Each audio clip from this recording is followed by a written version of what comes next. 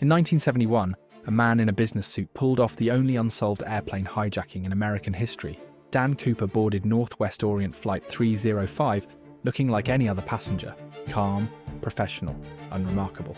Then he handed the flight attendant a note. "I have a bomb." He opened his briefcase, showed her the device, made his demands. $200,000, 4 parachutes, fuel truck standing by. Cooper released all 36 passengers after getting his money. A true gentleman hijacker. Then he did something nobody expected.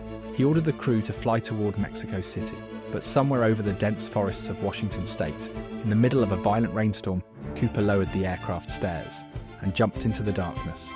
The FBI launched the longest unsolved case in their history. 45 years, hundreds of suspects, thousands of tips. They found his tie, some of the money, but never found Cooper. Dead or alive, Dan Cooper vanished into legend. The perfect crime that nobody can solve.